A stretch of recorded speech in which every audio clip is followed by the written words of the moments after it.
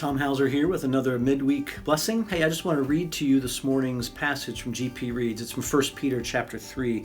Just two verses I want to read to you. Finally, he says, finally, all of you live in harmony with one another. Be sympathetic. Love as brothers. Be compassionate and humble.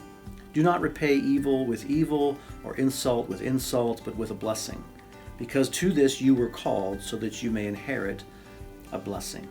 Now, Peter goes on to say, if you live like this, if you live life out like this, you may suffer for it.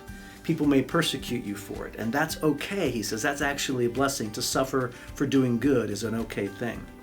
But what's also true, that if the Christian world lived like this, if we were living in harmony with one another, if we were compassionate and sympathetic toward one another, if we loved each other as brothers and sisters in Christ, if we were humble, just uniquely humble in what we did, if when evil was done to us, if we returned it with good instead of evil, if when we were insulted, we returned a blessing instead of an insult, imagine the impact that would have not only on us as Christians, but on a watching world.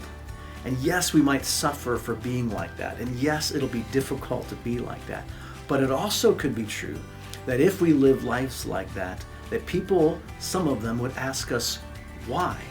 Why are you acting like this? Why is it that you're different than everyone else I know?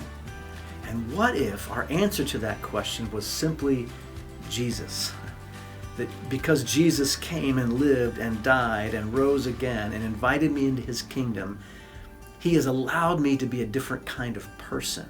He is changing me from the inside out to return a blessing for an insult, to return good for when I'm dealt evil, to be compassionate and sympathetic and harmonious with my brothers and sisters in Christ. That to be a Christian is the greatest joy I could ever experience. And all that's coming out of me is that. It's just spilling out of me towards my brothers and sisters in Christ, towards a watching world. What if, as Christians, we just obeyed 1 Peter chapter 3, verses 8 and 9, and that's all we did?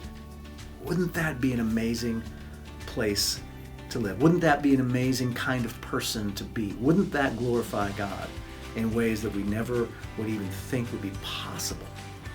Anyway, I hope you have a great week after Thanksgiving. Until next time, peace, friends.